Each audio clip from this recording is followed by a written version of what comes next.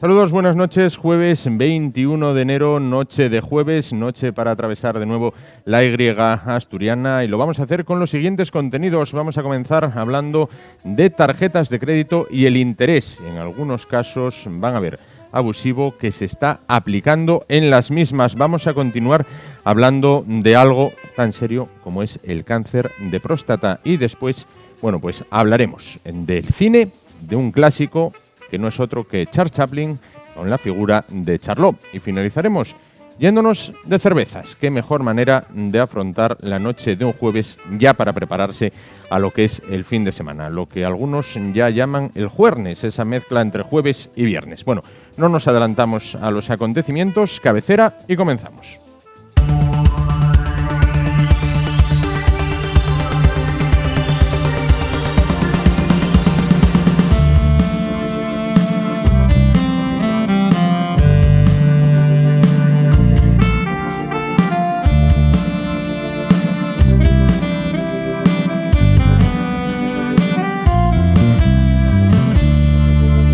Lo decíamos al inicio, las tarjetas de crédito a debate. La Unión de Consumidores en Asturias ha denunciado hoy mismo, que los intereses que se cobran en las mismas por parte de algunas entidades bancarias son tan abusivos que incluso el Tribunal Supremo las califica de usureras. Para hablar de todo ello se encuentra con nosotros Dacio Alonso, presidente de la UCE en Asturias. ¿Qué tal? Buenas noches. Buenas noches. Bueno, ¿qué ocurre con las tarjetas de crédito? Bueno, si me permites hacer una pequeña introducción. ¿Qué ocurre con el comportamiento y la conducta de las entidades financieras en plena crisis económica? Todavía hay mucha gente que está sufriendo las consecuencias de la crisis. Y el comportamiento de las entidades financieras, a mi juicio, lo que ha provocado, y yo he de decirte que en la Unión de Consumidores cerramos el año 15, como fue también el 14, y el sector económico de mayor nivel de reclamaciones, de mayor número de reclamaciones, es con una diferencia tremenda el sector financiero. Ahora, no es para menos. No es para menos porque los bancos y las cajas, bancos y cajas en general, se han intentado capitalizar abusando claramente y de forma deliberada de los derechos de los clientes y en algunos casos de sus mejores clientes. El catálogo que tenemos todos un poco en mente, participaciones preferentes, deuda subordinada, los swap, una especie de seguro en la hipoteca que acabó dañando a mucha gente, las cláusulas suelo en las hipotecas que todavía sigue vivo. ¿Qué no decir de la salida a bolsa de Bankia, sabiendo que tenía las cuentas quebradas y sin embargo vendió la moto de las maravillas que luego llevó a tanta gente, digamos, a perder el valor de esas acciones? Bueno, pues hoy le añadimos un capítulo más. Y ese capítulo más no es menor. Es que, como tú bien decías, el Tribunal Supremo español, es decir, la máxima instancia que tenemos judicial en España, en una sentencia reciente, que a mi juicio va a ser histórica, acaba de plantear además un cambio de lo que era hasta ahora su doctrina con relación a los tipos de interés y al concepto de la usura bancaria. Y acaba de decir el Tribunal Supremo en una sentencia, y por cierto, la sala en pleno del Tribunal Supremo, que tiene, digamos que lo que lanza es un mensaje de que es jurisprudencia, porque es la sala del pleno del Tribunal Supremo de lo civil, y acaba de decir cosas muy sencillas. Mire, primero, aplican una ley que es la Ley de Represión de la Usura, 1908. 1908. Situémonos, es una ley que está vigente, pero ya es fuerte que tenga que aplicar para proteger los derechos de los ciudadanos, de los usuarios frente a las entidades financieras, tenga que aplicar el Tribunal Supremo una ley que tiene más de 100 años. ¿Qué dice el Tribunal Supremo en la sentencia? Que se considera usura bancaria todo tipo de interés que signifique, digamos, una cantidad que sea, digamos, desproporcionada en el tipo de interés. Y explica el Tribunal Supremo y matiza que el tipo de interés medio que están aplicando las entidades de crédito al consumo está en torno al 9%, 9,1% según datos del Banco de España. Bueno, pues el Supremo considera que cuando es el doble de esa cantidad es absolutamente usura ese tipo de interés porque es desproporcionado y profundamente abusivo. En esa sentencia concreta era un crédito que era el 24% y lo declara usura y usurario aplicando, insisto, el artículo 1 de la Ley de Represión de la Usura de 1908. Con lo cual, es una sentencia, a mi juicio, digamos, muy fuerte, muy contundente. El interés que fija el Banco de España es el 9, el doble es el 18, por tanto. No, permíteme, el interés que fija el Banco de España lo recoge estadísticamente. El interés lo fijan libremente las entidades de crédito. Estamos hablando que los tipos de interés son libres, porque es el precio que fijan. Entonces, el Banco de España lo que recoge es la información que le mandan las entidades financieras. Y ha establecido que el mes, en este caso de noviembre, la media que vienen aplicando las entidades financieras, la media, al tipo de interés de crédito al consumo está en el 9,1. Entonces, el Tribunal Supremo establece que el doble de esa cantidad, que sería el 18, lo considera usura bancaria. Y este es el criterio, el nuevo criterio que aplica el Tribunal Supremo. Todo tipo de interés que supera el 18%, usura. ¿Y qué significa? Usura bancaria significa nulidad de ese tipo de interés, se expulsa del contrato y el usuario solamente estaría obligado a devolver, digamos, el capital que le han prestado, pero sin tipo de interés ninguno. Por lo cual es una sanción muy fuerte al abuso usurario de la mayoría de las entidades de crédito. Esto es la teoría, vamos a la práctica. Hay un caso concreto de un vecino de Siero. Sí, nosotros además primero, la sentencia del Supremo es lo más relevante que tenemos, lógicamente. Pero para concretar ya incluso, nosotros tenemos una sentencia de estos días, firme, en este caso efectivamente del juzgado número 3 de Pola de Siero, que en un caso concreto de una entidad asturiana, si me permites, Unión Financiera Asturiana, concede un préstamo a un cliente de 6.000 euros. 6.000 euros. Bueno, pues esa persona pide ese capital de 6.000 euros y la entidad financiera, primero, le hace firmar, digamos, que para concederle esos 6.000 euros le aplica una comisión de apertura, una comisión de estudio, un seguro de vida que le obliga a gastar, un importe de la intermediación, digamos, de la entidad y un tipo de interés del 29,50%. 29,50% TAE. Es decir, que a los 6 meses de la operación, la entidad le exige a ese cliente que le dejó 6.000 euros que le devuelva casi 12.000. Casi el doble. De esto estamos hablando. Entonces, claro, esa sentencia lo que dice, primero, que ese interés es usura y lo expulsa del contrato. Y el resto de comisiones de estudio, de apertura y todas las demás, como no estaban acreditadas que fueran conocidas y fueran aceptadas por el cliente, también las anula.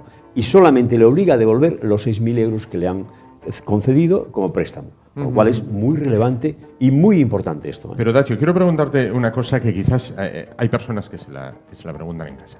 Esta persona cuando firma un préstamo de 6.000, ¿conoce que luego va a tener que pagar 12.000?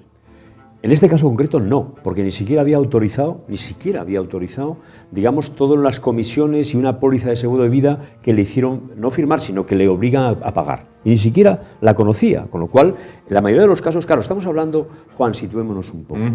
Situémonos en la crisis económica, las dificultades de mucha gente que pierde el empleo, su único delito fue perder el empleo y mucha gente tuvo que dejar de pagar su hipoteca, verse en un desahucio, que ha sido probablemente lo más indecente que hemos vivido, una familia expulsada de su casa cuyo único delito fue perder el empleo, que no pudo pagar su hipoteca, seguir pagando su cuota hipotecaria. Mucha gente, los bancos cerraron el crédito absolutamente de inmediato, porque lo mismo que en la época de abundancia se daba crédito con total facilidad, incluso se financiaba la hipoteca no al 80%, como decía la ley hipotecaria, sino al 150%. Y si quieres comprar los muebles y un coche, todo aquello que sabemos que fue lo que nos llevó hasta aquí, las entidades financieras en el momento de crisis cerraron todo. Entonces, mucha gente tuvo que utilizar su tarjeta de crédito, ir a entidades que no eran financieras para pedir créditos, porque no tenían acceso al crédito en la banca, digamos, normal, la banca tradicional. Y lógicamente, ¿qué ocurre? Estas entidades se aprovechaban de esa necesidad imperiosa de la gente. Pero no solamente estas entidades, sino las propias entidades normales, que a través de la tarjeta de crédito, mucha gente utilizaba el crédito para poder financiar a lo mejor un mes que no podía la cuota hipotecaria, o tener que hacer pagos, digamos, que tenía. Es decir, se fue sobreendeudando en esa cadena que está llevando a muchísima gente hoy a una situación insoportable. Y mira lo que dice el Banco de España, y es muy el Tribunal Supremo, y es muy importante.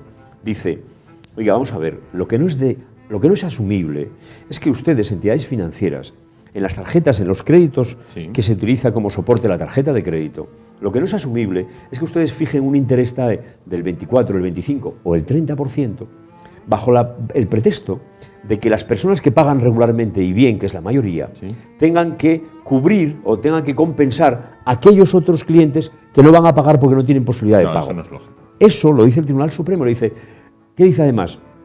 Ustedes con esa actuación están siendo irresponsables en la concesión de créditos, porque lo que tienen que hacer en primer lugar es medir y valorar la solvencia de sus clientes. Y si no tienen solvencia, no les den ustedes crédito. Claro. Pero claro, no obliguen ustedes a que la mayoría tengan que pagar un 25% para compensar aquellos impagados que se produce porque usted no hace un análisis de solvencia. Sinceramente, la sentencia es demoledora, tanto la del Supremo como la propia que tenemos aquí en Asturias. Claro, sin duda pagar justos por pecadores. Claro, no, oiga, analice usted la solvencia de los clientes, pero no establezca usted un 25%, ¿para qué? Para que el que paga religiosamente compense al que no paga. No, para nada. Eso no es asumible y por eso la sentencia, digo, que tiene y va a tener una trascendencia. Tal es así, Juan, que nosotros la estamos utilizando ya, porque ya digo, es el Supremo. ¿Para qué? Para hacer una campaña y decirle a todo el mundo, oiga, eso que te quería preguntar, ¿tiene usted una tarjeta de crédito? ¿Ha hecho usted disposición de ese crédito? ¿Ha pagado bienes o servicios con esa tarjeta de crédito? ¿O ha hecho disposiciones porque las necesitaba? En la mayoría de los casos, la gente lo que hace es dispone de una cantidad, la que sea, de ese crédito que le dispone la tarjeta, y lo que hace después para poder, digamos, gestionarla es pagar mensualmente una cuota que va pagando, a veces una cuota muy pequeña porque para poder ir tirando. ¿Y qué ocurre? Esa cuota que se va pagando, la mayoría son intereses. Y la gente está pagando meses y años y al final cuando va a mirar, oye, pero si debo lo mismo que debía hace 5 años, porque no ha bajado absolutamente el capital, porque son todo intereses. Entonces, ¿qué decimos? Quien tenga una tarjeta de crédito, que es la mayoría, y que esté pagando una cantidad en esa amortización, lo que le decimos, oiga, venga usted a la Unión de Consumidores, tráiganos los últimos movimientos de esa tarjeta o toda la información posible, que vamos a iniciar una campaña fuerte para obligar a las entidades a eliminar, primero por una vía extrajudicial, vamos a intentar que los bancos, que saben muy bien el alcance de esta sentencia del Tribunal Supremo, es verdad que el Supremo lo que no posibilita es que los bancos de oficio quiten los tipos de interés. Hay que reclamarlo. Claro. Tenemos que reclamarlo. Vamos a hacerlo en principio por vía extrajudicial, pero si los bancos nos atienen a razones, vamos a ir a los tribunales, que por cierto, son los que están siendo sensibles y protegiendo los derechos de los consumidores. ¿Cómo es posible que el Tribunal Supremo Español, para proteger los intereses de las familias en época de crisis, tengan que acudir a una ley del año 1908? Es posible por una cosa, porque no tenemos legislación actualizada que proteja los derechos de los clientes bancarios. Pero, no obstante, cabe preguntarse una cosa, aunque sea meramente anecdótica. Si para combatir la usura utilizamos una ley de 1908, es que desde 1908 ya se viene produciendo usura. Y sobre todo, lo que no tenemos son leyes actualizadas que, conociendo, claro, el concepto de la usura es claro, que es el abuso desproporcionado cuando hay una necesidad de fijar un tipo de interés que es abusivo, como en este caso, ¿no?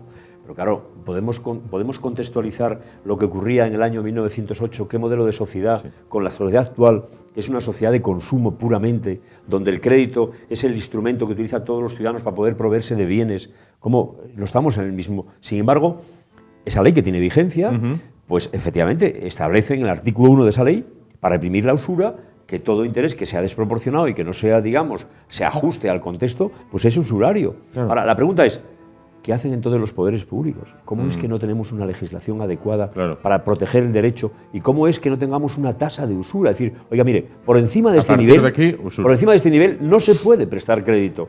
Y claro, tenemos unas entidades financieras que, sinceramente, lo que se ha provocado con esas conductas de las entidades financieras es una quiebra de confianza absoluta de los ciudadanos ante el sistema financiero español y que, como no se reparen los daños que han ido provocando por esta forma negligente de actuar, no se va a recuperar la confianza, con lo cual estamos en una situación complicada. Pero ahora sí hemos de decir que ahora a quien nos toca beneficiarnos fue a los que sufrimos las consecuencias de la crisis, que somos los ciudadanos, que en una legítima, a mi juicio, complicidad con los poderes, con el Poder Judicial, estamos ahora sacando a la luz todo ese tipo de abusos. Y ahora estamos en el momento de que sean los ciudadanos a quien se le repare el daño. Claro. Dacio, esta jurisprudencia, crea jurisprudencia, como decimos, esta sentencia ya es un avance.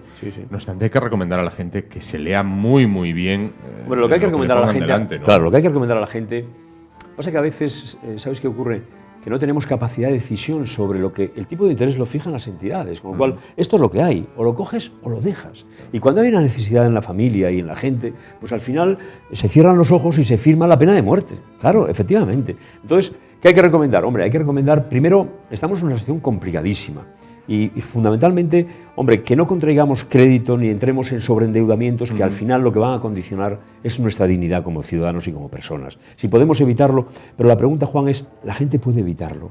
La gente quien tiene una hipoteca y tiene que seguir pagándola, quien tiene unas deudas que tiene contraídas, tiene que tener que pagarlas. Oiga, pero la pregunta es, oiga, entidad financiera, ¿cuánto le cuesta a usted el crédito que compra al Banco Central Europeo? ¿Sabes cuánto le cuesta? Hoy, el 0,01%. Claro, lo que pasa es que el banco te responde que él es en su negocio para ganar dinero. Sí, claro, pero... esta pregunta ya se hizo alguna vez y hay gente responsables, incluso entidades bancarias, que dicen, sí, pero lo que no se acaba de entender es que el banco no es un ONG, el banco está hecho para ganar dinero. Yo comparto ese criterio por encima de todo. Las empresas y los negocios tienen un ánimo de lucro, que eso es lo que justifica su modus operandi, perfectamente. Ahora la pregunta es, si usted compra al 0,01 el precio del dinero, lo vende al 10%, al 13% en el crédito al consumo, casi el 20 y pico % en las tarjetas, digamos, en las tarjetas de crédito, y no te digo nada, los minicréditos o los créditos rápidos que se están publicitando, que tienen unos TAE del 3000%. Esto es lo que dice el Tribunal Supremo. Oiga, usted haga negocio, pero no usura, ¿eh? Y ahora estamos hablando de cuando hay un TAE del 20%, es usura. Claro, una cosa es hacer dinero fácil y rápido, es lo que nos ha llevado a esta crisis. Y es lo que han hecho las entidades financieras. Dinero rápido y fácil. Antes estaba en la burbuja inmobiliaria. Hicieron el negocio poniendo ahí toda la atención y luego, claro, pero hemos pagado todas esas consecuencias. Con lo cual, los bancos y cualquier entidad, digamos, que está en el mercado, su fin último es hacer negocio. Pero negocios decentes y en condiciones decentes. No abusos como estamos hablando. Claro. Pues Dacio Alonso, presidente de la UCE en Asturias, muchísimas gracias por estar con nosotros esta noche y aclararnos, bueno, lo que es esta sentencia que, como bien dice, crea jurisprudencia que paradójicamente, bueno, pues se basa en una ley del año 1908. ¿Quién gobernaba en España en 1908? ¿La dictadura de Primo de Rivera? Pues sí, por ahí sería, porque además es la famosa ley Azcárate, que protegía, lógicamente, el poco crédito que se recibía, que quien lo recibiría no serían las familias, serían, digamos, la pequeña burguesía, que es la que podía hacer negocio con sus comercios y demás, ¿no? Con lo cual, 1908. Desde 1908. Debería darnos vergüenza que no tengamos una legislación más actualizada para proteger los derechos de los ciudadanos. Sin duda. Bueno, pues hablábamos con usted hace escasas fechas de las rebajas, hablamos ahora de los peligros que puede entrañar la tarjeta de crédito con estos intereses abusivos. Bueno, pues vamos a pedir la colaboración de José Manuel Valdés, nuestro especialista particular en lengua española de signos, para hablar precisamente de las rebajas. Bueno, vamos a conocer los términos que se emplean, bueno, como decimos, para referirse a este periodo en el que nos encontramos, el de las rebajas.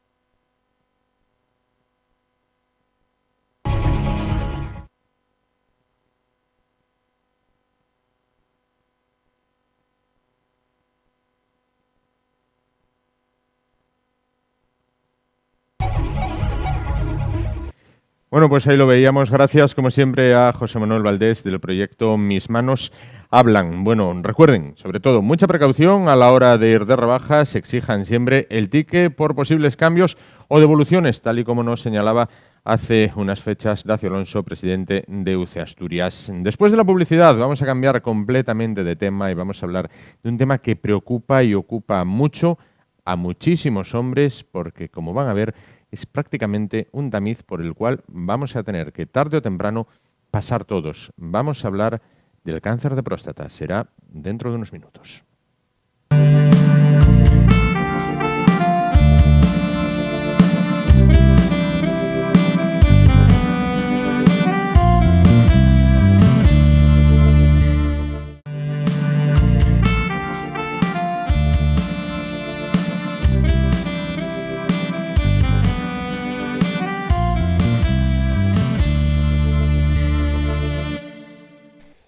Bueno, pues vamos a hablar a continuación, y hay que ponerse serio, de uno de los temas que más preocupan a los hombres en materia de salud. Vamos a hablar de la próstata, vamos a hablar del cáncer de próstata, que es el segundo con mayor incidencia en la población masculina después del cáncer de pulmón. Para hablar de todo ello se encuentra con nosotros una voz autorizada y mucho en nuestra región. Se trata del doctor Ramón Abascal, jefe del Servicio de Urología de Luca. ¿Qué tal? Hola, buenas noches. Buenas noches. Bueno, pues vamos a comenzar situando lo que es el tema. Problema. Exacto, el problema. ¿Qué es el cáncer de próstata?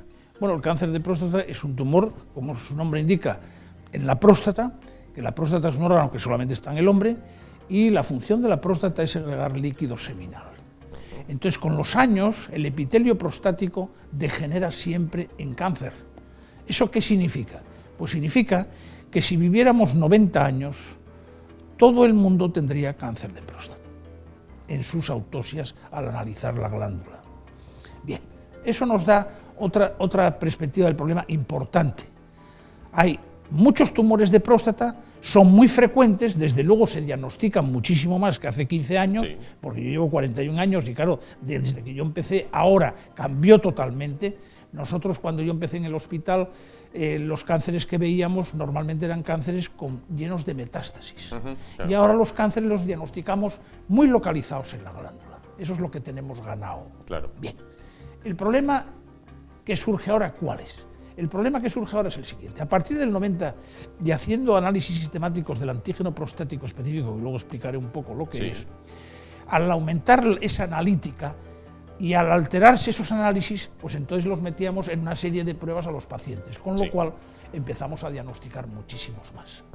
El problema ahora, mirando hacia atrás, con mi experiencia, ¿cuál es? Pues desde luego que se favoreció mucha gente y diagnosticamos tumores que probablemente si no se hubieran operado, esos pacientes hubieran fallecido. Pero ojo, muchos otros pacientes que a lo mejor operamos, a lo mejor si los hubiéramos dejado y los hubiéramos vigilado, no hacía falta haberles hecho operaciones. Claro. Porque luego podemos hablar largo y tendido sobre el tipo de cirugías o tratamientos. Bien. Entonces, el PSA como antígeno prostático específico, como su nombre indica, es específico de la próstata, no lo da otro tipo de tejido. Pero ¿qué pasa? Que al ser específico de la próstata, cualquier alteración de la glándula prostática puede alterarlo, de tal manera que una alteración de PSA normal en un hombre, la mayoría de las veces, más del 70%, no indica que tenga cáncer. Indica que tiene una hiperplasia prostática benigna, que es el tumor benigno de la próstata, o una infección, como puede ser una prostatitis, o un paciente, por ejemplo, que toma mucho ibuprofeno. Y me dirá usted, oiga, sí, ¿el ibuprofeno altera el PSA? ¿Lo altera? Lo altera también, bien. Entonces quiero decir con esto que el PSA como antígeno prostático específico nos vale mucho como marcador después de haber hecho cirugía o tratamientos en el cáncer. Claro. Porque claro, si se altera significa que el cáncer está volviendo un poco como a resurgir, para entendernos. Sí, ¿no? sí. Pero como prueba específica no es una prueba específica de cáncer. La prueba específica es el hacer un tacto rectal al individuo, por un lado, y a la mínima duda hacer una biopsia. ¿Cuál es el problema de la biopsia? Pues que la glándula es con un tamaño X y nosotros pinchamos varios fragmentos, pero a lo mejor cogemos tumor o no cogemos tumor. ¿Eso qué significa? Pues muchas veces significa que en las biopsias de próstata, la primera biopsia, no acertamos y no encontramos nada. Claro. Y le podemos dar al enfermo una falsa tranquilidad y a lo mejor lo tiene. Claro. Y a lo mejor a la tercera biopsia lo vemos. Eso ahora mismo, actualmente, se está evitando de otra manera. ¿Por qué? Ahora mismo, con la resonancia nuclear magnética, con un estudio que hay multiparamétrico, podemos ver focos activos de tumor. Y entonces hacer la biopsia en esa zona. Claro, eso empezamos hace 3 años. Claro. Esto empezó ahora. Claro, hasta ahora, ¿qué era? Claro. Pues hasta ahora la duda, con el tacto rectal hacer biopsias. Y si no salía, repetir biopsias. Y si no, seguir. O sea, en teoría, al final había enfermos que tenían 6 y 7 biopsias. Claro, puesto en la balanza, eso no puede ser. Porque a lo mejor tenía una hiperplasia prostática benigna y andábamos buscando donde no había. Y por otro lado, es muy importante saber que a partir de los 60 y pico, 70 años, 1 de cada 3 o 4 pacientes van a tener cánceres en la próstata, porque el epitelio degenera. Claro. Es decir, en el organismo humano constantemente hay células que se despistan, como si dijeran. Pero también hay otras células, que son las natural killer, que son como si fueran las células asesinas, que son las que matan esas células alteradas. Sí. Entonces, en el cáncer de próstata pasa un poco lo mismo. Hay una serie, a partir de una edad, hay una frecuencia de alteraciones en las células prostáticas que pueden luego degenerar en un cáncer, pero que es un cáncer que no va a matar, porque como dije al primer momento, de los cánceres de próstata que se diagnostican, no llega al 5% los que se mueren del cáncer. Claro, eso es muy importante, claro. tenerlo en cuenta, porque cuando un señor, un paciente, un familiar o lo que sea, dice, mire, su familia tiene un cáncer, la gente se queda con la palabra cáncer y dice, esto ya está, al notario y acabar. No, al notario y acabar, no. ¿Por qué? Pues porque casi seguro de ese tumor no se va a morir. Claro. Así como otros tumores, si no se actúa, se pueden morir. La próstata no, porque normalmente es un tumor muy lento. El cáncer de próstata que se diagnostica a partir de los 70 años es un tumor muy lento en general. El peligroso es el que se diagnostica a los 40 años o a los 50. Sí. ¿Cómo prevenirlo? ¿Cómo prevenir? Bueno, vamos a ver. Quizás sea la pregunta al millón, pero... Sí, es la pregunta al millón y además es dura de contestar en el sentido de que es árida para los que lo escuchan. Árida para que lo escuchan. Vamos a ¿Qué prevención tenemos? Sí. ¿Qué prevención en el cáncer? Cáncer. Sí. No digo cáncer de próstata solo. Cáncer me refiero, cáncer de próstata, cáncer de mama, cáncer de colon, etc. Bien. ¿Qué prevención hay? Bueno, pues las evidencias científicas en la prevención de los tumores son varias cosas que voy a decir ahora y que probablemente los que están escuchando nos digan, bueno, pues esas son las razones de la abuela. Pues sí, miren ustedes. Lo primero, la dieta. La dieta es fundamental. ¿Por qué? Pues porque tomamos muchísimas grasas y las grasas favorecen el crecimiento de los tumores. Bien. Por lo tanto, hay que hacer dieta, con pocas grasas. Poca carne, yo no tengo acciones ni en la carne ni en el pescado, quiero aclarar. Bien. Poca carne, más pescado. Sí. El pescado tiene muchos omegas 3 que son inhibidores de los crecimientos tumorales, etc. Bien, como digo, dieta. Segundo, ejercicio. Tercero, no tabaco y no alcohol. Y usted me dirá, ¿y entonces qué hacemos? Pues vivir sanamente. Claro. Viviendo sanamente hay muy pocos tumores. También se me puede decir, oiga, es que hay tumores hereditarios, desde luego no llega al 4%. Por lo tanto, tenemos que estar en la generalidad. ¿Qué es lo que nos interesa? Si nosotros ahora cogemos a la generación de niños que están ahora naciendo, les damos leche materna, recalco, leche materna, porque la inmunidad del niño depende mucho de la leche que tome, y los acostumbramos a que desde niños hagan una dieta vegetal, frutas, poca carne, como digo, más pescado, ejercicio, y no fumar y no beber alcohol, esa generación durará 100 años. O al menos se les hará más largo. Mucho, bueno, pero más largo y bien, porque quiere decir que cuando uno se encuentra bien, lo que pasa es que aquí ahora, vamos a ver, el problema de la sociedad ahora mismo, ¿cuál es? La sociedad de la posguerra, luego al final, ¿qué fue? La abundancia. Entonces, claro, si a un señor que está acostumbrado a tomar 6 o 7 vinos, se los quitas, los echa de menos, pero si un señor no los tomó nunca, no los echa de menos. Claro. Quiero decir con esto que por eso hay que implicar a la gente joven a que haga una vida sana. Hay que eliminar el tabaco, hay que eliminar el alcohol, y hay que procurar una dieta sana.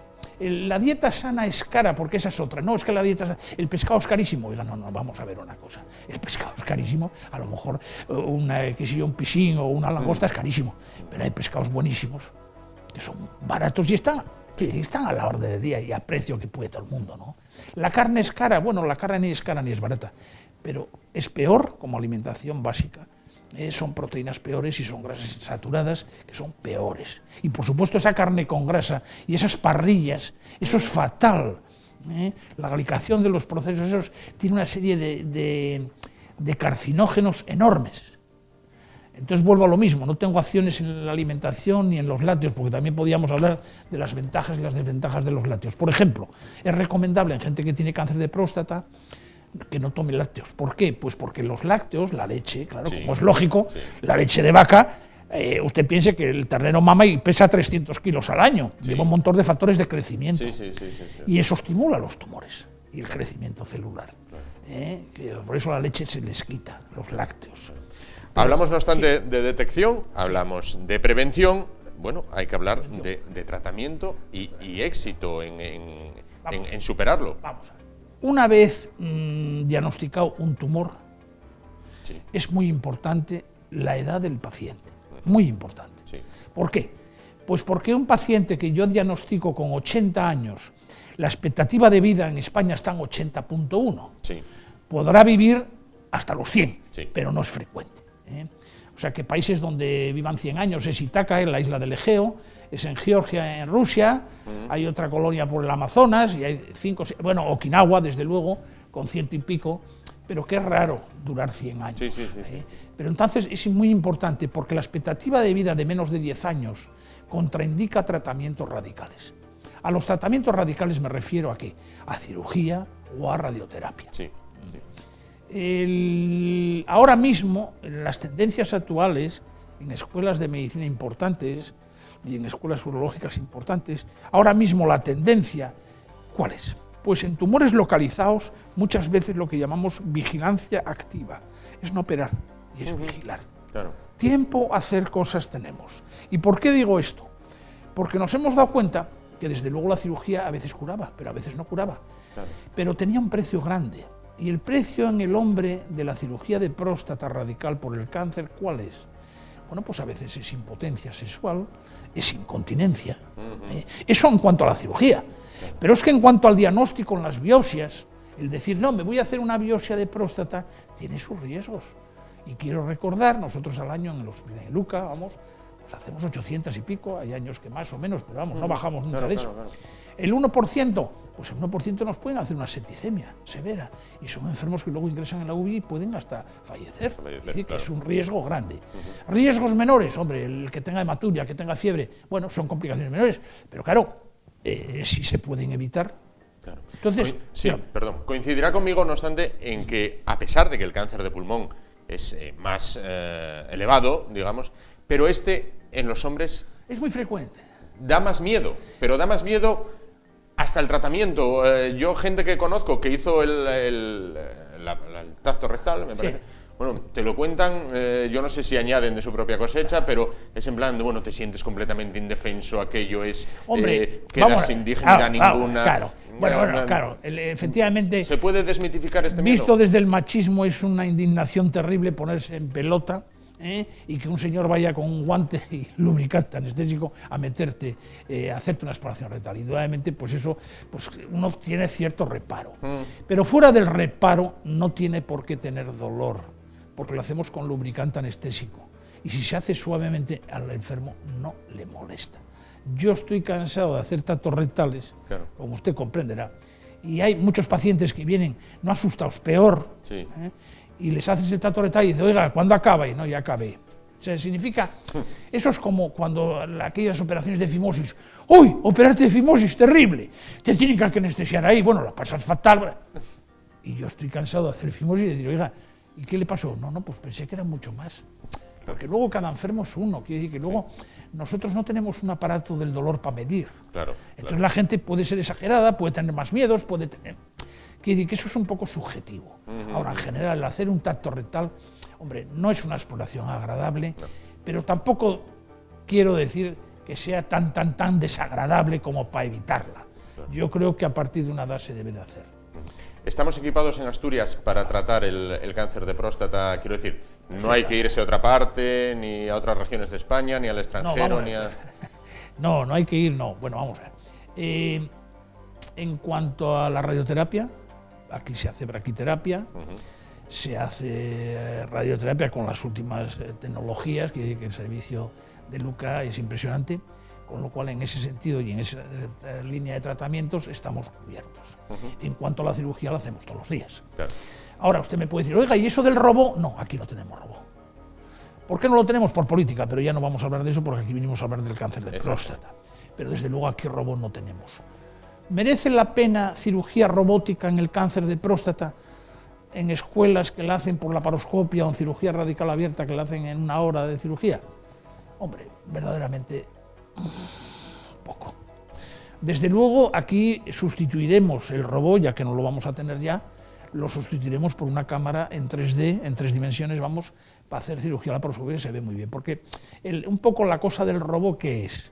El secreto del robot es Uno, primero, comodidad para el cirujano que opera sentado. Con los pies y con las manos operas. En segundo lugar, tiene una óptica que llega al campo y se ve mucho mejor porque se ve allí justamente en el sitio. Y en tercer lugar, protege las bandas neurovasculares, que son las que luego son las consecuentes de si el enfermo queda con potencia sexual o no. Por lo tanto, en ese sentido, pues la robótica aquí no la tenemos y se pueden desplazar, pero en general, la gente, hace años sí, cuando era la novedad del robot, hace 10 años y 8, cuando íbamos aquí a comprarlo, etcétera. Pero yo creo que ahora se desplaza poca gente hacia otros sitios a hacer robótica. Se operan aquí, nosotros diariamente, hombre, rara la semana que no hacemos 3 o 4. Son mucha gente al año. Mucha gente al año. Mucha gente al año.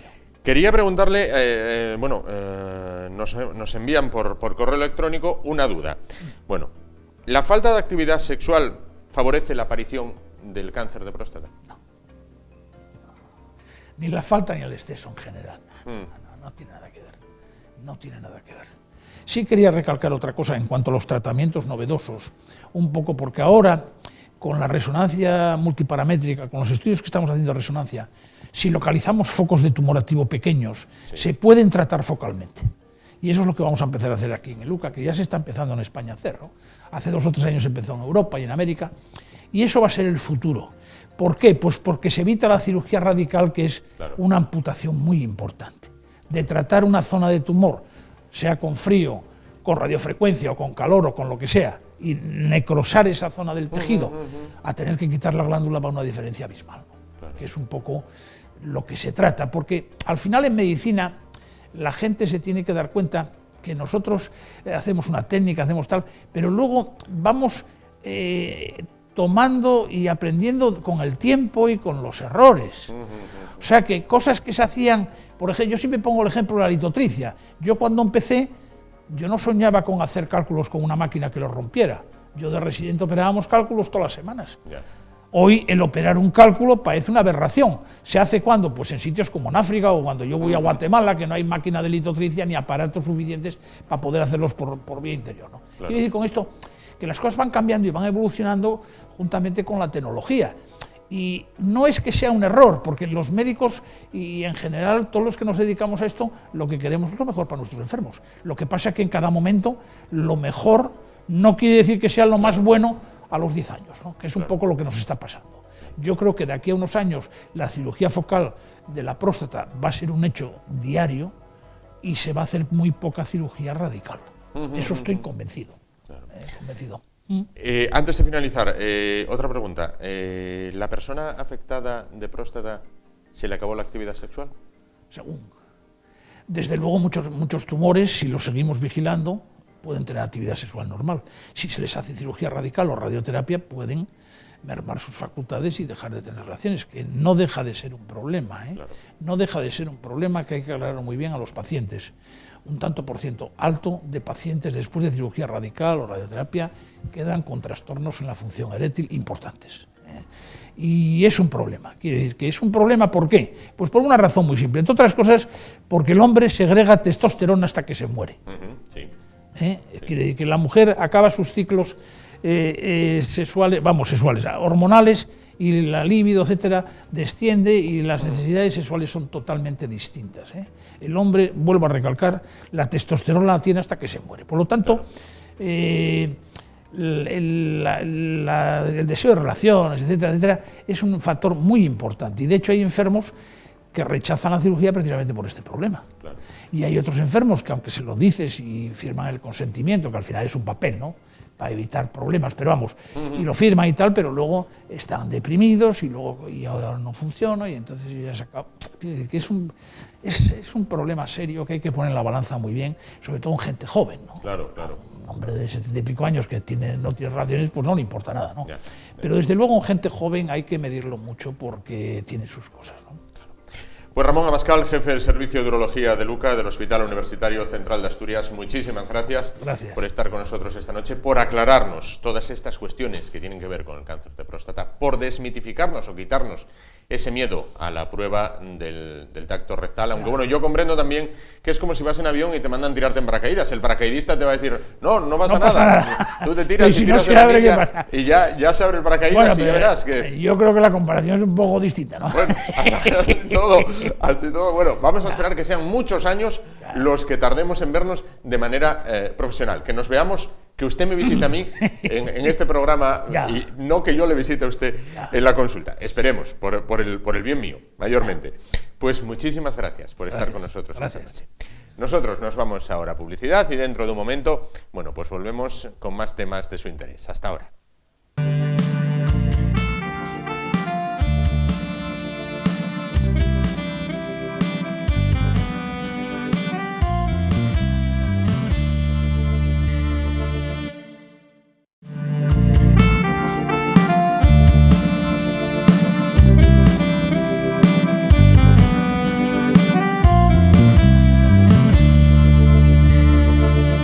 Bueno, continuamos en esta noche de jueves 21 de enero y como saben, la noche de los jueves es una noche especialmente dedicada al cine. Una sección, la de cine, que hasta ahora venía realizando Juan Arribas. Bueno, pues lamentablemente ha tenido que dejarlo por obligaciones profesionales ineludibles. Desde aquí, un saludo para Juan Arribas, que fue quien inició, bueno, pues esa sección de cine en este programa, en este magazine Y. El cine continúa, el espectáculo debe de continuar, dicen en los circos. Bueno, pues hay que continuar hablando de cine y damos la bienvenida al que va a ser nuestro crítico cinematográfico para desmenuzarnos lo que es el séptimo arte. Se trata de Ismael Juárez. ¿Qué tal? Buenas noches. Hola, buenas noches. Bueno, pues una persona, tú en este caso, bueno, pues unida al cine por afición prácticamente desde siempre. En lo afición y en lo profesional también, ¿no? Sí, desde crío. Yo creo que como la mayor parte de la gente. Lo que pasa es, bueno, con el tiempo, por una serie de cuestiones profesionales, pues mi relación con el cine ha sido más íntima. El cine te gusta, supongo, en todas sus variantes. Sin embargo, te inclinas más, nos comentabas, por lo clásico. Sí, me inclino más por lo clásico y ello puede ser porque, bueno, sin querer extenderme, tal vez es porque nunca tuve muy claro. Al principio yo veía el cine en los blockbusters, que se suele decir. He de confesar que cuando yo era pequeño las películas que veía eran Rambo o este tipo de películas de Hollywood, ¿no? Con los que vas con los amigos, y llegó un momento en el que no tenía muy claro qué era el buen cine o no era el buen cine. Y tal vez porque en su momento estudié historia, pues me di a la cronología y empecé a estudiar el cine desde el principio, desde el cine mudo. Y desde entonces pues me ha quedado un poco esa inclinación hacia el cine más antiguo, ¿no? Que a veces también es el más desconocido, pero que permite también tener un conocimiento más amplio del cine actual, entiendo, vaya. Claro, por supuesto. Y oye, hoy para comenzar, pues vamos a comenzar, valga la redundancia, hablando de un clásico entre los clásicos del cine antiguo, que es Charles Chaplin. Sí. Como ya estaba diciendo, pues me inclino, ¿no? sobre el cine clásico. De cualquier forma, viene a colación porque ahora en febrero, pues hace 80 años de Tiempos Modernos, que fue la última película de Charlotte. Vamos a diferenciar entre Chaplin y Charlotte, que luego lo comentaremos. Un personaje que se desarrolló durante, vamos a decir, 2 décadas, y que ha trascendido mucho más de lo que pudo trascender incluso en su propia época. Por eso podríamos empezar desde el principio para ver que el personaje de Charlotte fue un personaje que tiene una evolución, claro. Sí, una evolución que no siempre conocemos, pero que es interesante conocer. Pues vamos a repasar a continuación contigo, bueno, pues la figura de Charles Chaplin, la figura de Charlot, en este caso, y vamos a comenzar con la primera película de las que vamos a analizar hoy, que se trata de Carreras sofocantes. Vamos a ver unas imágenes de la misma. Bueno, hablamos en todo momento de cine mudo, me imagino, ¿no? Sí, es cine mudo. Bueno, Carreras sofocantes es una película de 1914, un cortometraje. Es la primera película de Chaplin, pero con matices. En realidad no fue la primera película que hizo como Chaplin, pero sí fue la primera película que se estrenó como Charlotte. Es conocido que el personaje de Charlotte fue un poco improvisado por parte de Chaplin. El bombín, el bastón, el mostacho, los pantalones bombachos, los zapatones, incluso esos ademanes que le caracterizaban aristocráticos, tipo pobre, ¿no? Pero con ciertos ademanes aristocráticos y en ocasiones amanerados incluso. Fue un poco improvisación y en realidad esta fue la segunda película que rodó, como decía. Pero se estrenó la primera, entonces se puede decir que es la primera película de Chaplin. ¿Por qué decía antes que Chaplin y Charlotte? Porque en realidad Charlotte es una palabra francesa que realmente nombra al personaje. En Estados Unidos, que es donde nació, realmente no tenía ese nombre de Charlotte, ni a día de hoy, aunque son conocedores de que en otras latitudes pues, se utiliza la palabra. ¿No lo llaman Charlotte? No, lo llaman Chaplin o The Tramp, le llaman el vagabundo. Ajá. Aunque, bueno, obviamente se conoce, ¿no? que este apelativo, vamos a decir, o este nombre que se puso en Francia y que aquí triunfó, en España se le denomina Charlotte, pero incluso en algunos países latinoamericanos se llama Carlitos. O sea que, vaya, ha tenido... Era bastante común, de cualquier forma, en aquella época que personajes, Chaplin es el más conocido, pero hubo otro tipo de personajes en el cine mudo, que al pasar fronteras se les cambiaba el nombre. Por ejemplo, había un personaje en Italia bastante famoso que se llamaba Cretini y que en España tenía un nombre, en Francia tenía otro nombre, en México tenía otro nombre. Claro. Pero bueno, la cuestión es que nosotros entendemos Charlotte como el personaje de Charlotte, ¿no? Claro. Y Charles Chaplin era el actor, director, bueno, el creador de ello. Entonces, en esta película que mencionábamos, la primera película de Chaplin, aunque en realidad era la segunda, pues sí hay un poco de improvisación, porque son una serie había una carrera, de verdad, una carrera que se celebraba en Venice, una localidad cerca de allí, y bueno, pues él se dedica a plantarse allí, al lado de la carrera, a improvisar mientras puñetea al camarógrafo, ¿no? Le está puñeteando y el público está ahí mirando como diciendo, ¿y este tipo ¿Y este quién es? ¿De dónde ha salido ¿De este? dónde sale este? Y realmente la película no tiene mayor... no tiene mayor importancia, quiero decir, porque solamente ves a un tipo vestido a Chaplin que está haciendo un poco la puñeta al cámara. Y el cámara le empuja y él se cae cuando pasan los coches y el público pues asiste a todo eso atónito, ¿no? Claro. Es como una presentación del personaje. Ahora bien, ese personaje que conocemos y que define a Chaplin y que es el tipo perdedor, pero que tiene esa dignidad aristocrática, ¿no? Y que es tierno con los niños y que es tierno con las mujeres y que incluso permite dar una aureola de soñador y de luchar por la justicia sin ser un luchador, sin ser un activista, pero que y con el que todo el mundo empatiza, ¿no? Acaba empatizando. Eso no fue desde el principio. Durante, vamos a decir, prácticamente un año, Chaplin estuvo dando un poco tumbos en el personaje de Charlotte. Incluso encontramos películas de aquella época, 1914, 1915, que uno ve a Charlotte, pero a mí particularmente me puede llegar hasta caer mal, porque era un poco como pendenciero, a lo mejor hace de borracho y se dedica a meterse con la gente, sin más, o sea, sin esos atributos que luego le caracterizarían. Pero iba definiendo el personaje, ¿no? Lo fue definiendo. Puliéndolo. Iba apareciendo ese vagabundo con ese perfil que decimos, pero a veces había como no sé si una vuelta atrás o simplemente eso, lo estaba modulando. Y ya digo que a veces hasta cae mal. Era un poco coreografías, porque él era muy acróbata, él venía del vodevil y era muy acróbata, y a veces el personaje lo utilizaba sencillamente para puñetear a los que estuviesen alrededor. Entonces, la segunda película... La segunda que vamos a analizar, que se trata del vagabundo, en este caso, ¿no? Sí, la importancia de esta película, ya en 1915, es que los historiadores del cine la consideran ya definitivamente, ¿no? La película, un cortometraje, la que ya nace Charlotte, definitivamente. El Charlotte que conocemos. El Charlotte que conocemos. No es que no hubiera existido antes, pero sí en esa primera fase, bueno, se había modulado, ¿no? El personaje. Y aquí definitivamente aparece. Tiene los atributos físicos que nunca habían desaparecido, pero aparece ese Charlotte tierno, ese Charlotte que siempre pierde, que es lo curioso del personaje, porque es como es un perdedor. Es un perdedor que además en la sociedad americana llama la atención que triunfara tanto.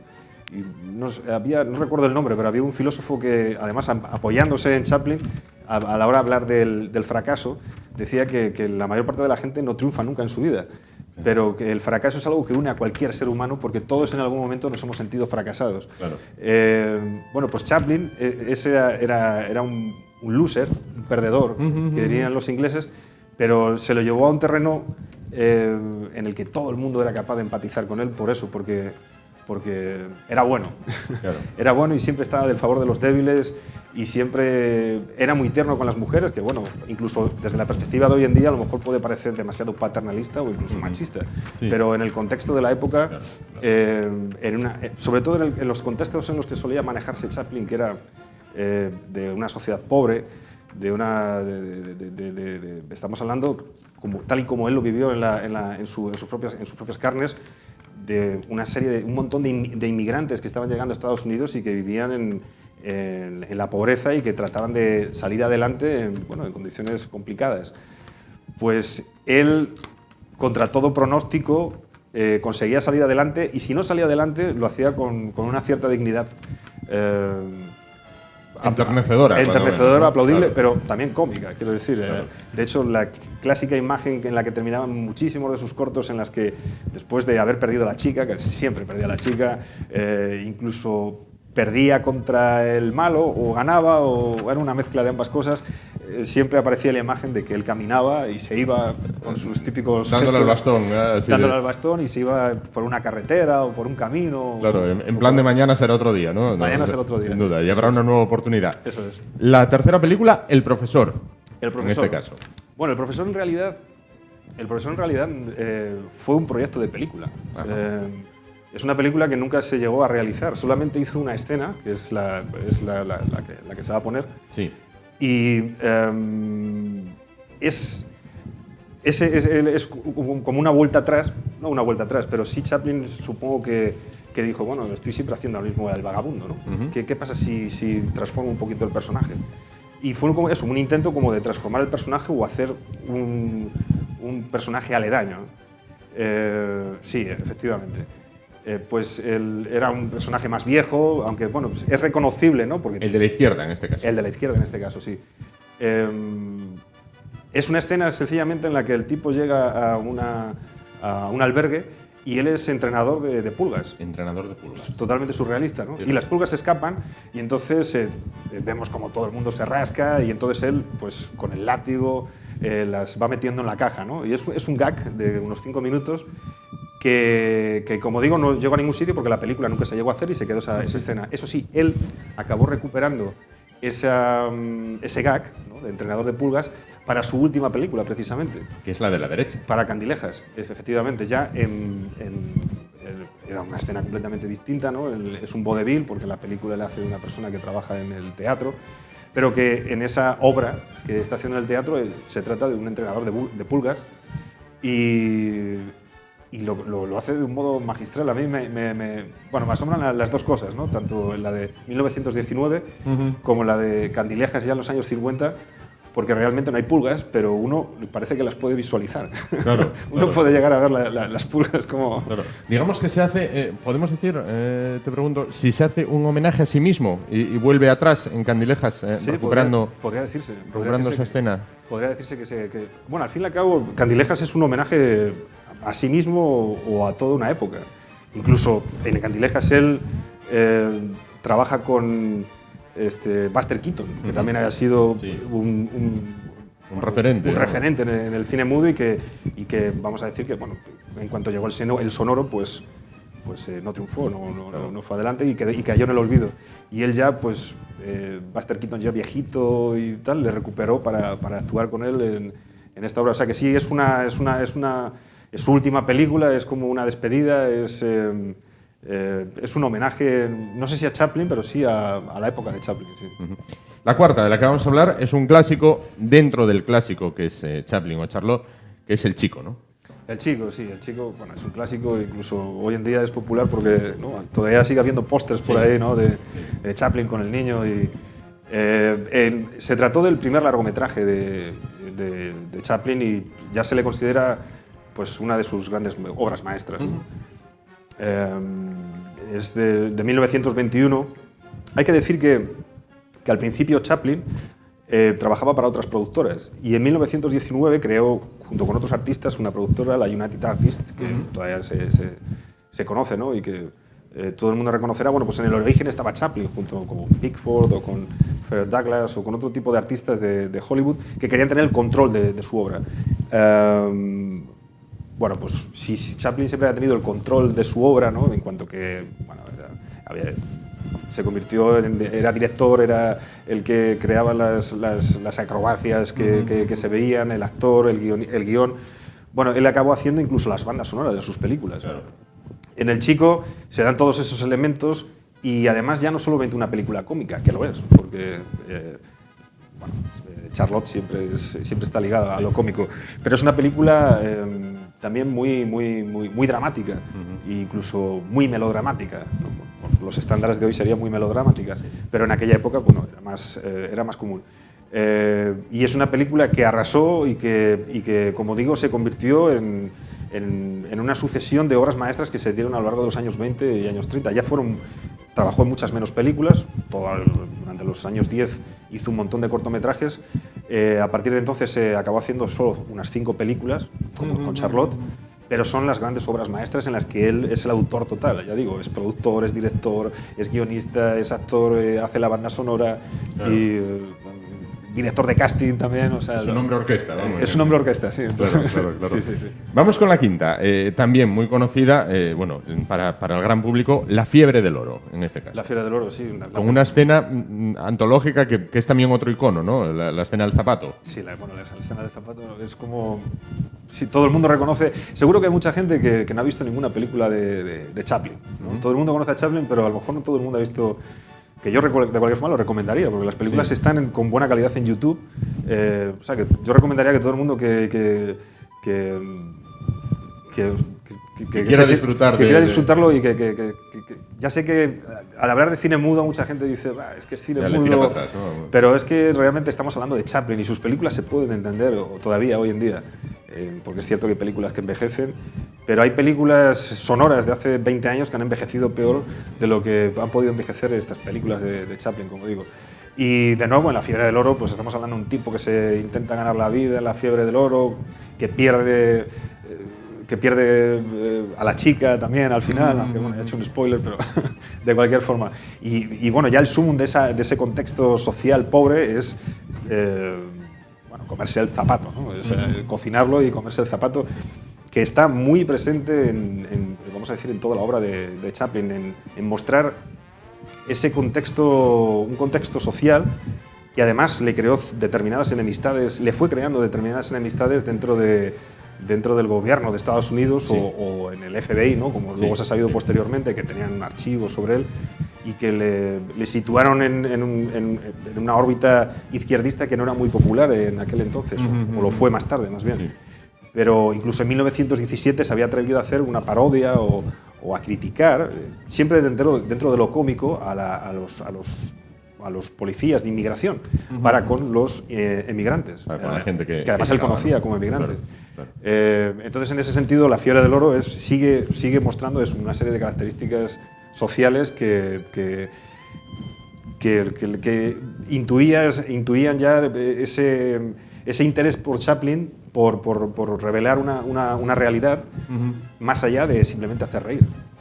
Y la última, en este caso, es Tiempos modernos. Sí, Tiempos modernos es vamos a decir, el final de Charlotte, entre comillas.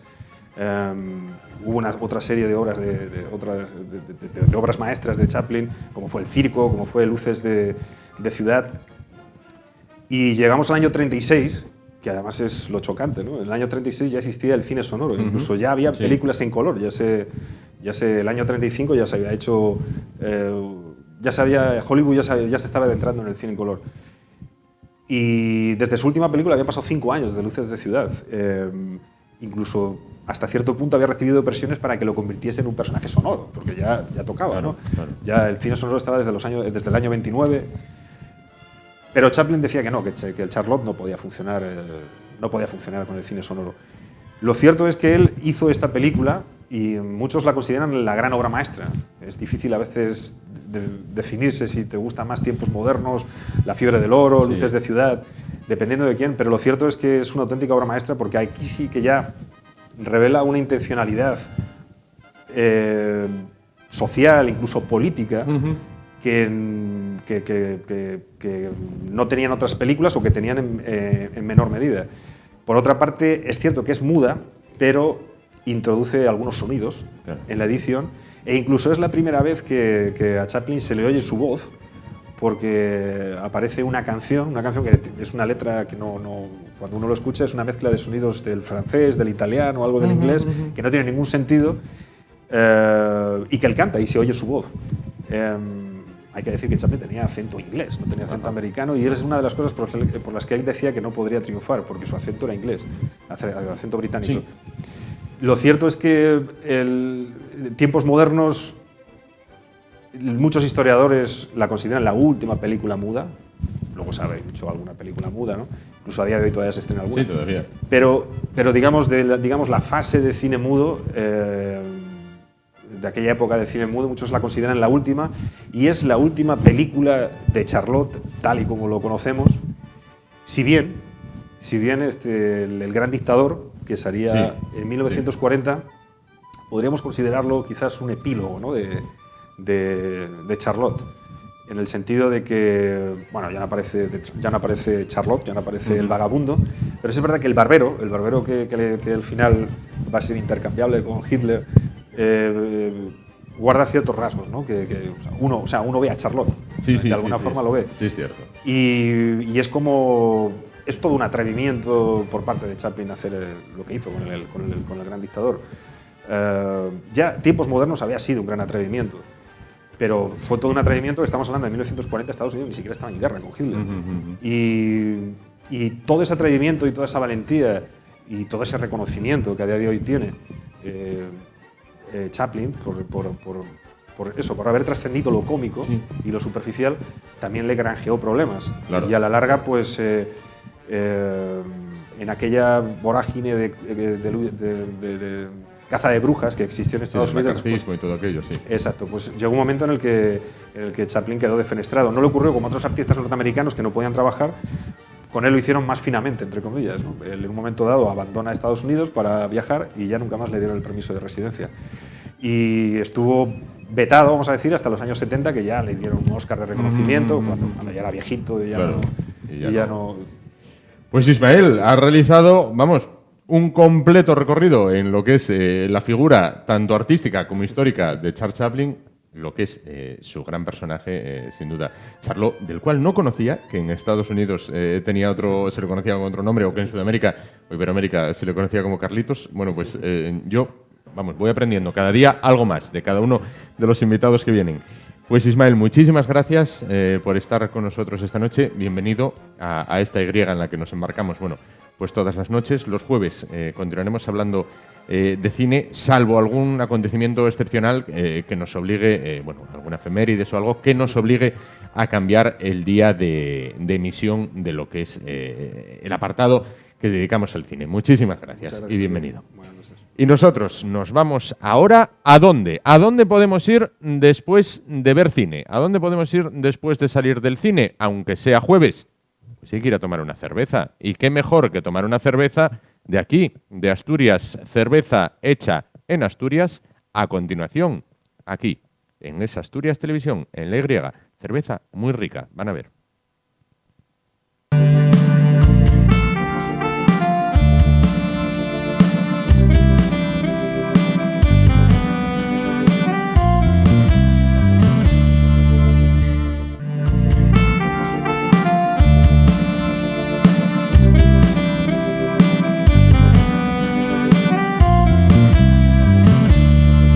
Bueno, pues después de disfrutar de las películas de cine de Charlot que nos exponía, que nos traía, pues Ismael Juárez, nuestro nuevo crítico cinematográfico, pues decía yo, vamos a tomar algo. Y aquí tenía el agua, pero mira, vamos a decir esto, el agua para los peces, porque hoy tenemos cerveza. Cerveza de la buena, cerveza hecha por asturianos, con lo cual doblemente buena.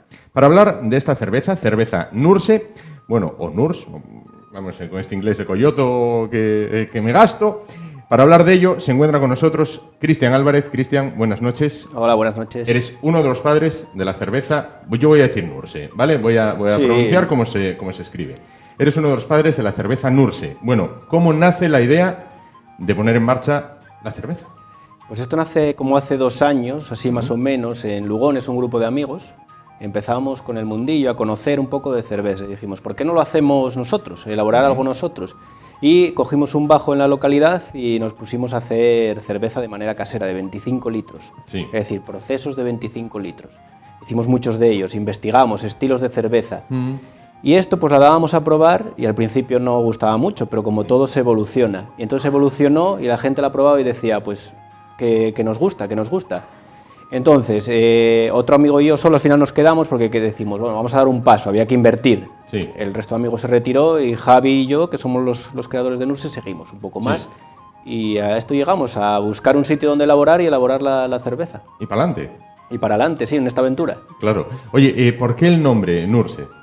Está claro, Nurse en el inglés este que tenemos nosotros aquí significa Sí. enfermera. Nosotros, tanto Javi como yo, trabajamos de enfermeros, es por eso el nombre. Claro, y entonces dijisteis, bueno, vamos a asociar algo de la profesión para tal, ¿no? Oye, es cerveza artesana, vamos a señalar su principal característica, se trata de una cerveza artesana. ¿Qué caracteriza a una cerveza artesana a diferencia de las demás? Lo primero, artesana significa vamos por litros de fabricación, se elabora en equipos mucho más pequeños que lo industrial. Y luego cuando se dice artesana hablamos de también las características de los ingredientes. Las grandes empresas que todos conocemos, ¿no? Lo que vemos en los bares habitualmente, usan extractos, ¿no? Como ya un material pues, bueno, más procesado previamente. Nosotros no, utilizamos la malta, ¿ya? El lúpulo, no extractos, y levaduras naturales, todo natural, vamos, son ingredientes naturales. Por eso se habla artesana, tanto por volumen como por ingredientes. Claro, oye, tenéis 4 tipos dentro de la misma marca, 4 tipos de cerveza. Vamos a describir un poquito, por favor, las 4, comenzando por esta, por la que tengo yo más cercana. La más cercana, que es palecilina. ¿Por qué se llama palecilina? El estilo es pale ale. Son las cervezas de color más claritas y de sabor las más suaves. Sí. En este sí que le dimos un toque un poquitín de lúpulo, que el lúpulo proporciona un poquitín de amargor, pero muy ligero. Queríamos una cerveza de fácil trago, que se bebiesen bien. Palecilina, ¿por qué? Pale ale y el famoso antibiótico, la penicilina, Claro, la penicilina. que es un juego de nombres. Vais hilándolo todo con la profesión, En este ¿no? caso sí, 2 de ellas está hilado directamente. Claro. Sí. La siguiente que nos encontramos, que vamos a ver las imágenes en un momentín, bueno, pues es la cerveza Vetusta. Vetusta. En este caso. Vetusta, aparte de, nos vienen 2 cosas a la cabeza, ¿no? Yo creo que uno es la ciudad de Oviedo y algo vetusto es como algo, pues bueno, viene ese color de cerveza tostado, ¿no? Que sería, el tipo se llama Amber Ale. Porque todos decimos tostado, pero tostado no existe como estilo, es Amber Ale y sería lo que conocemos como decimos por tostado, vamos. Claro. Ya son un poco más oscura, matices más a chocolate, a caramelo, pero muy ligeros. Ese es el tipo de Vetusta.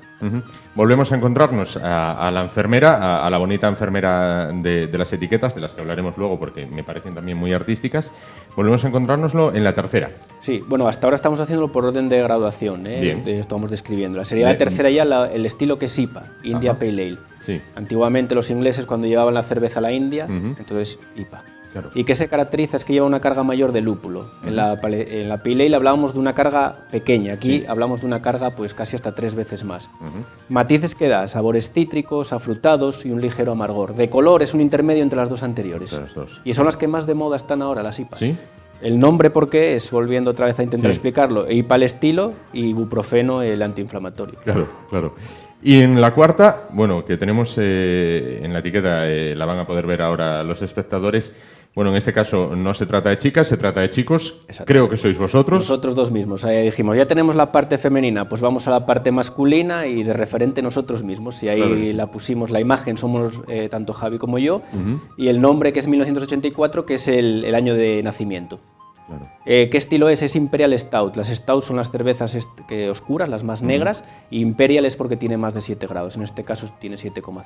Claro. Es decir, hemos ido de menor a mayor graduación. Exactamente, Claro. sí. Oye, hablábamos de las etiquetas. El diseño está cuidadísimo. Quiero decir, en una vemos Oviedo, Sí. la silueta, En otra estáis vosotros, tal y como nos comentabais, como nos comentabas, y en la otra hay una enfermera pin-up de la Guerra Mundial, ¿no? Exactamente. El logo de la empresa como tal, Cerveza Nurse, es la enfermera que se ve en esas dos botellas. Esa es nuestra referencia de dibujo, vamos, o de imagen.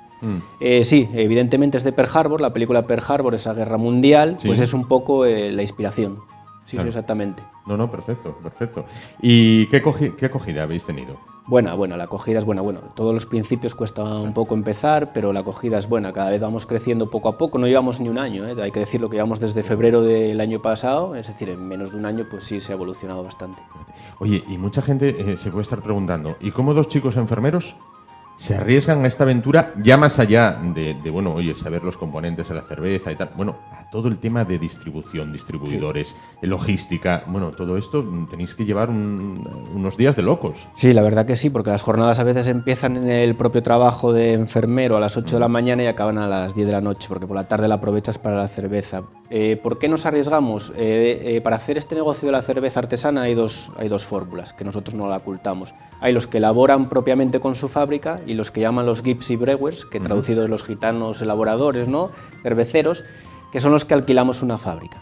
Es decir, entonces todo lo que es la elaboración, sí, a las primeras para afinar las recetas, nosotros acudimos a ellas, pero luego esto es un proceso mecanizado, que hay veces que a un proceso igual no acudimos, al embotellado igual no acudimos, a todos me refiero, porque esto al final son muchas fabricaciones. Entonces, bueno, esto es lo que te deja tener un poco más tiempo para poder también distribuirla, manejar las redes sociales, internet, etcétera, etcétera, claro.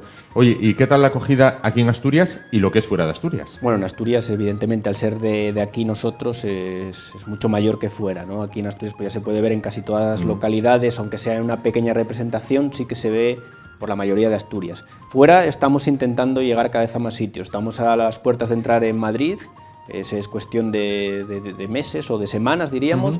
En Barcelona también tenemos contactos, Valencia, y lo que sí ya podemos decir es que esta cerveza ya ha llegado a China. ¿A China? A China. O sea, sí. Va a haber chinos bebiendo cerveza hecha por asturianos. Exactamente, sí. Qué grande, que no te puedo creer. Eso tiene que ser lo máximo. Y además se llevaron ipaprofeno, que yo quiero saber cómo van a pronunciar en China ipaprofeno. Dios. Bueno, mira, con que lo beban, oye, mira qué bien. Y todos esos avatares, todos esos contactos, oye, ¿y puede llegar un momento que tengáis que tomar la decisión? Oye, llega, por ejemplo, una gran compañía cervecera y dice, a ver, chavales, esto encima de la mesa y nos quedamos con la marca. ¿Esto puede ocurrir? Sí, de hecho está ocurriendo. Las grandes cerveceras industriales están comprando, no tan pequeños como nosotros, pero sí que están comprando cerveceras artesanas. Ya se vio aquí en España mismamente, empresas españolas ya lo están haciendo. Claro. Entonces puede darse, evidentemente, pero bueno, ahora mismo estamos pensando todavía en salir firmemente de Asturias como para pensar ya en esas cosas. Pero bueno, no estaría nada mal, la verdad. No estaría mal, sin duda. Oye, la cerveza, ¿tiene público en Asturias? ¿Hay afición a la cerveza más allá de la sidra, más allá del vino?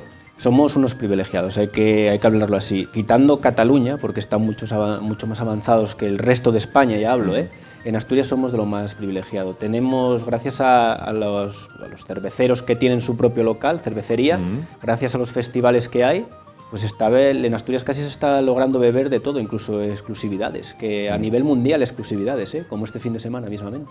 ¿Este fin de semana? Este fin de semana se pinchan en toda Asturias los 7 pecados.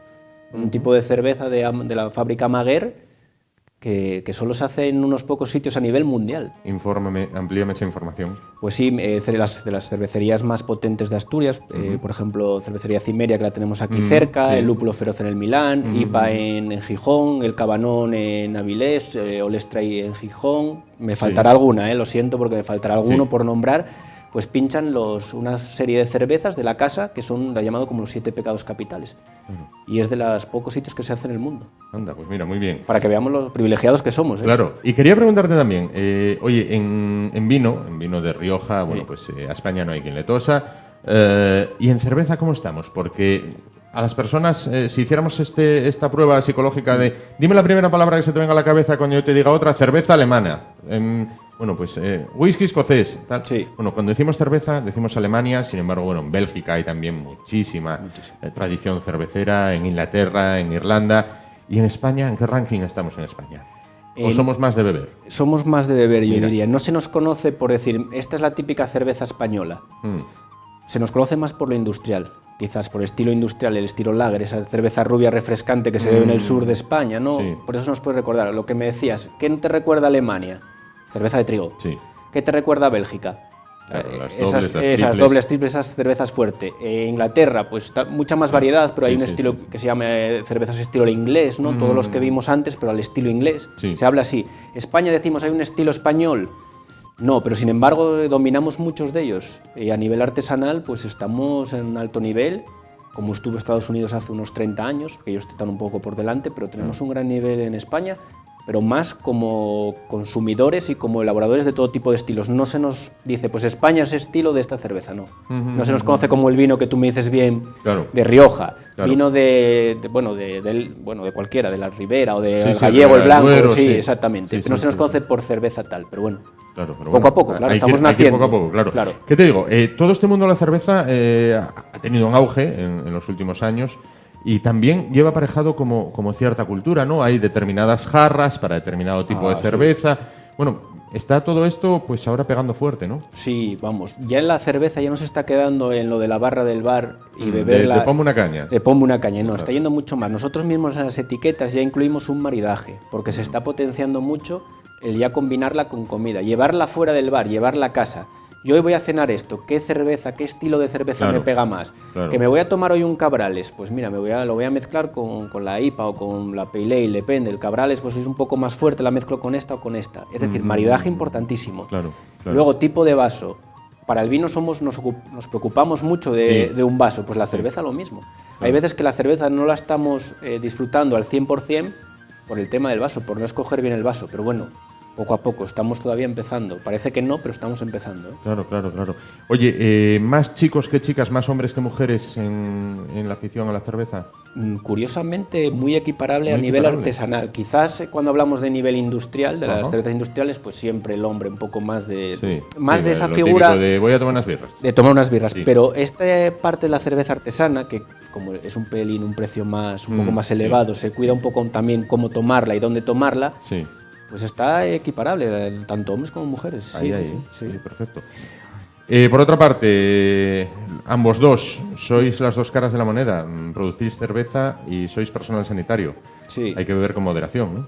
Siempre, siempre. El beber con moderación, eso está claro. Pero tiene su parte buena la cerveza. No es porque yo haga cerveza la voy a proteger, ¿no? Sí. Pero hubo estudios, un congreso que hubo aquí mismo en Oviedo, que dicen que es uno de los mejores hidratantes. Grandes deportistas salieron a la luz como Usain Bolt, Sí. campeón del mundo, se toma una cerveza después de entrenar. Mira. ¿Por qué? Porque te hidratas muy bien después de un ejercicio. Claro, ¿qué problema tiene? Porque ahora no vamos a decir los espectadores, pues ala, a beber cerveza, beber ¿no? cerveza todo el mundo. Tiene una parte de alcohol, que ese alcohol evidentemente daña el hígado, en abuso, como todo, ¿eh? Exactamente. Oye, ¿y la tripa cervecera? Lo mismo, otro mito. No se hace esa tripa cervecera, no es Por exactamente favor, repite que lo de la cerveza, lo de la tripa cervecera, repítelo, por favor, que es un mito, por favor. Sí, es un mito. No es por la cerveza en Que sí. escuchen muchas mujeres que están en casa, que escuchen esto que está diciendo este hombre sabio, experto en cerveza. La cerveza no produce tripa cervecera. Escúchenlo, no se fíen de Homer Simpson, fíense de este hombre. Tal cual. No tiene nada que ver ese hinchazón que produce, es más bien por el gas, que puede producir cualquier refresco, pero no por la cerveza en sí. Claro. Oye, qué sabias palabras. Qué, Que sí, ¿eh? qué gusto me quedo. Eso Luego es- dicen que yo qué tal por la cerveza. No. Cristian Álvarez, uno de los padres de la cerveza Nurse. Bueno, yo sigo diciendo Nurse, ¿eh? Sí, Pero- no, la decimos también Lo así. decís vosotros sí, también, sí. vale, entonces, no hay, Españolizando, sí. no hay error posible. Peor lo dirán los chinos. Seguramente, Vale, seguramente. Pero son 1.000 millones. Hay que producir muchísima cerveza Sí. para dar de beber a 1.000 millones de chinos. Ojalá. Porque, oye, que la prueben del primero al último. Exactamente. Muchísima suerte con este proyecto que habéis iniciado hace menos de un año, que os abráis paso más allá de Pajares, Madrid, Barcelona y China, Claro, ¿por qué no? claro que sí. Y pegando fuerte y llevando el nombre de la región pues a los confines del mundo. A ver si- Muchísimas a ver gracias si es por así. estar esta noche con nosotros. Y ahora, pues una vez conocido que la cerveza pues no produce tripa, pues no nos queda otra, o no me queda otra, en este caso, bueno, pues coger las cervezas y marchar con Cristian a tomarlas, con lo cual voy a tomar unas birras de nivel, unas birras asturianas. Gracias por su atención y mañana volvemos con más. Muchas gracias y buenas noches.